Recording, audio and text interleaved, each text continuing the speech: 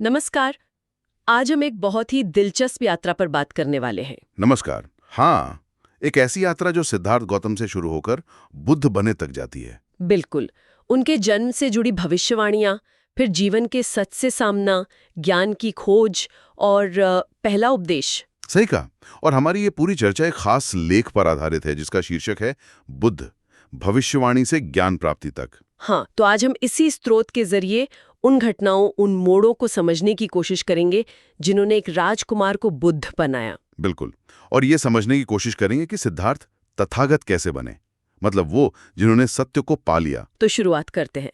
सोचिए किसी के जन्म पर यह भविष्यवाणी हो कि वो या तो चक्रवर्ती सम्राट बनेगा, मतलब पूरी दुनिया का राजा, या फिर सब कुछ छोड़कर दुनिया को ज्ञान की रोशनी देगा, एक महान सन्यासी बनेगा। गजब। यहीं से कहानी शुरू होती है, लुम्बिनी में सिद्धार्थ के जन्म के साथ। उनकी माँ रानी महामाया ने कुछ अजीब सपने देखे थे। हाँ, और जब राजा शुद्धोधन, सिद्धार्थ के पिता, ने 8 जाने माने भविष्यवक्ताओं से सलाह ली तो स्रोत कहता है कि सबका एक ही मत था। क्या कि यही दो रास्ते हैं? हाँ, चक्रवर्ती सम्राट या फिर परम ज्ञानी सन्यासी। ये अपने आप में एक बड़ा दुविधा वाला पॉइंट था। एक तरफ दुनिया की सबसे बड़ी ताकत, और दूसरी तरफ अध्यात्म का शिखर। बिल्कुल। तो जाहिर सी बात है, राजा शुद्धोधन ने क्या चाहा होगा? उन्होंने तो पहला रास्ता ही चुना होगा। हाँ, स्रोत यही बताता है। उन्होंने सिद्धार्थ को हर तरह की सांसारिक शिक्षा दी, क्षत्रियों वाले गुण सिखाए, हर तरह का ऐशो आराम दिया, पूरी कोशिश की कि उनका मन दुनिया से हटे ही ना। अच्छा, यहाँ एक और बात है। आपने काशी का जिक्र किया था, स्रोत उसके बारे में क्या कहता है? हाँ, ये एक अहम नुक्ता है। स्रोत बताता है कि त्रिपिटक और जातक कथाओं के हिसाब से उस जमाने में काशी एक बहुत बड़ा और महत्वपूर्ण नगर था। जैसे चंपा, राजगृह, श्रावस्ती, साकेत, कौशाम्बी वगैरह थे, वैसे ही काशी भी था। ये जानना इसलिए जरूरी है क्योंकि सिद्धार्थ का जन्म तो लुम्बिनी में हुआ, हम्म।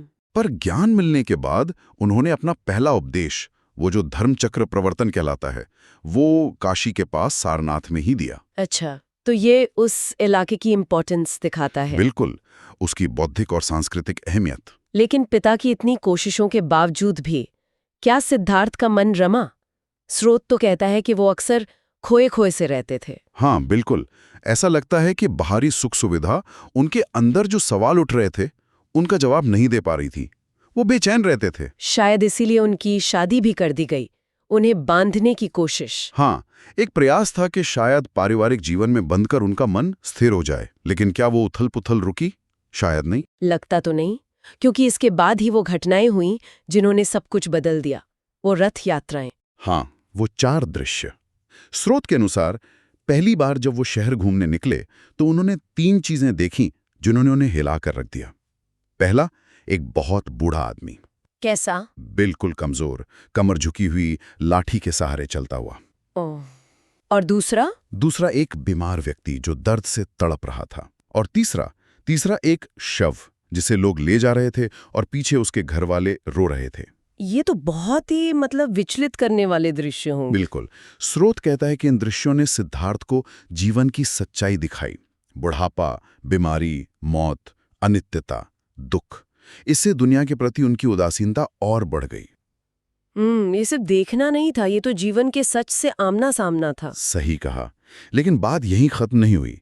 एक चौथा दृश्य भी था। हाँ, चौथा दृश्य वो क्या था? स्रोत के अनुसार एक और मौके पर उन्होंने एक सन्यासी को देखा, बिल्कुल शांत, चेहरे पर एक अलग ही तेज, दुनिया की भागदौड़ से एकदम बेपरवाह। अच्छा, तो पहले 3 दृश्यों ने अगर समस्या दिखाई, तो इसने समाधान की तरफ इशारा किया। बिल्कुल। पहले 3 ने संसार का दुख दिखाया, तो चौथे ने उससे निकलने का एक रास्ता, निवृत्ति का मार्ग।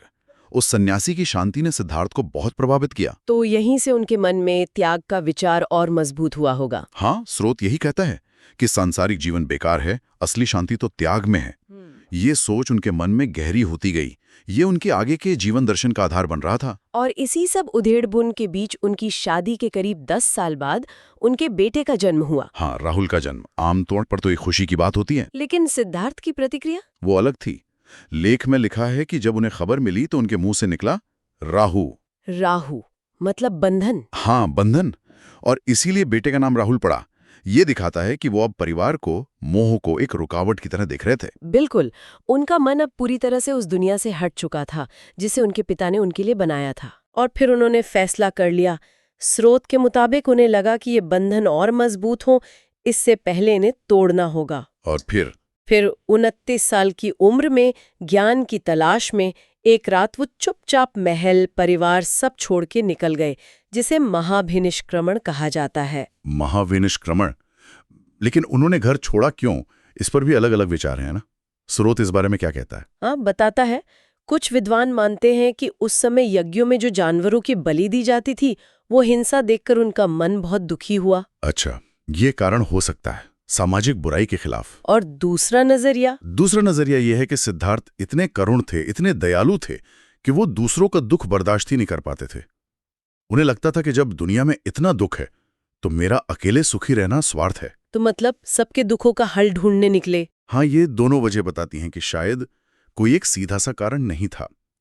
शायद समाज में जो गलत हो रहा था वो भी, और लोगों के प्रति उनकी गहरी सहानुभूति भी, दोनों ने मिलकर उन्हें ये कदम उठाने पर मजबूर किया। ये उनकी सोच की गहराई दिखाता है। बिल्कुल। घर छोड़ने के बाद क्या हुआ? ज्ञान कैसे मिला? वो कहाँ गए? वो ज्ञान की खोज में निकल पड़े। स्रोत बताता है कि वो पहले राजगृह गए, जो मगध की राजधानी थी। वहां राजा बिंबिसार ने उन्हें रोकने की कोशिश की, पर वो रुके नहीं। फिर वो उस समय के मशहूर गुरुओं के पास गए, जैसे उद्रक रामपुत्र और आलार कलाम। ये सांख्य दर्शन के जानकार थे। उनसे कुछ सीखा? हाँ, योग और ध्यान सीखा। पर उन्हें लगा कि ये पूरा सच नहीं है, परम ज्ञान यहां नहीं मिलेगा। उन्हें संतुष्टि नहीं मिली। फिर वो भटकते भटकते उरुवेला पहुंचे, बोधगया के पास एक शांत जंगल जैसी जगह। वहां उन्हें 5 और साधक मिले, कौंडिल्य और उनके 4 साथी। अच्छा, वो लोग क्या कर रहे थे? वो भी ज्ञान की तलाश में कठोर तपस्या कर रहे थे, बिल्कुल घोर तप। तो सिद्धार्थ भी उनके साथ हो लिए? हाँ, और उन्होंने भी वही रास्ता अपनाया। शरीर को बहुत कष्ट देना, खाना पीना लगभग छोड़ देना, सांस रोककर ध्यान लगाना, मतलब खुद को तकलीफ देने की हद पार कर दी। उसका नतीजा ये कि वो बेहद कमजोर हो गए, चलना फिरना तक मुश्किल हो गया। लेकिन ज्ञान वो नहीं मिला। ओह, तो ये रास्ता भी गलत निकला। हाँ, स्रोत साफ कहता है कि इस कठोर साधना से उन्हें नाकामी ही मिली, और यहीं उन्हें वो एहसास हुआ, वो मध्यम मार्ग वाला। मध्यम मार्ग वो क्या था? उन्हें समझ आया कि जैसे वीणा के तार अगर बहुत कस दो तो टूट जाते हैं, और बहुत ढीले छोड़ दो तो आवाज नहीं आती। हाँ। वैसे ही शरीर को बहुत ज्यादा सुख देना या बहुत ज्यादा कष्ट देना, दोनों ही रास्ते ज्ञान तक नहीं ले जाते। बीच का रास्ता अपनाना होगा। अच्छा, मध्यम मार्ग। तो ये सोच यहीं से आई? हाँ, इसी अनुभव से।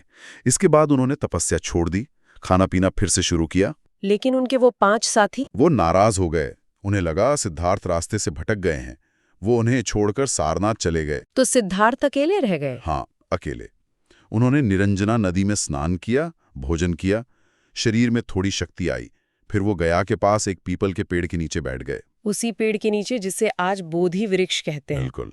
और वहां उन्होंने एक दृढ़ संकल्प लिया।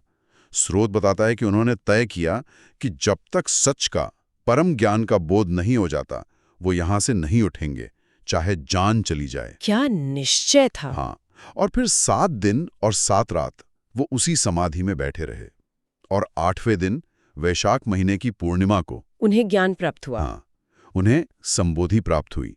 सिद्धार्थ गौतम अब बुद्ध बन गए, जागृत, प्रबुद्ध, तथागत, जिसने सत्य को वैसा ही पा लिया जैसा वो है। उस समय उनकी उम्र 35 साल थी, है ना? हाँ, स्रोत यही बताता है। और वो पीपल का पेड़ हमेशा के लिए बोधि वृक्ष ज्ञान का पेड़ बन गया। ज्ञान मिलने के ठीक बाद क्या हुआ? वो किससे मिले? ज्ञान प्राप्ति के तुरंत बाद की एक घटना का जिक्र है स्रोत में, जो बहुत खास है। हाँ। सबसे पहले बुद्ध से मिलने वाले और उनका संक्षिप्त उपदेश पाने वाले 2 लोग थे, तपस्सु और कालिक।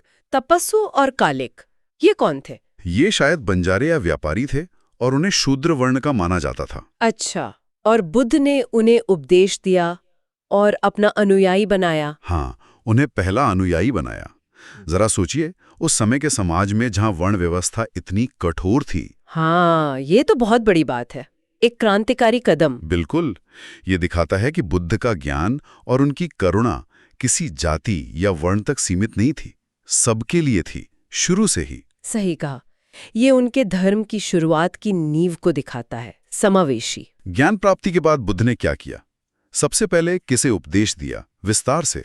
उन्होंने अपने उन 5 पुराने साथियों को ढूंढा जो उन्हें उरुवेला में छोड़ गए थे। कौंडिल्य और बाकी 4। हाँ, उन्हें पता चला कि वो सारनाथ में है, काशी के पास ऋषपत्तन मृगदाओं में।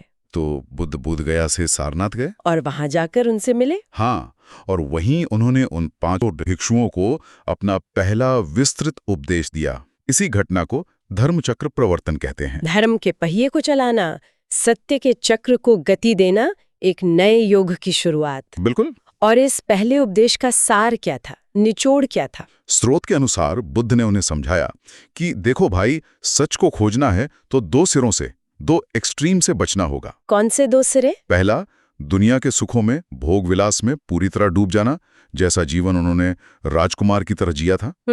और दूसरा शरीर को कठोर तपस्या से, उपवास से बहुत ज्यादा कष्ट देना, जैसा उन्होंने उरुवेला में किया था। अच्छा, तो दोनों ही रास्ते बेकार हैं? हाँ, बुद्ध ने कहा कि ये दोनों रास्ते किसी काम के नहीं, ज्ञान तक नहीं ले जाते।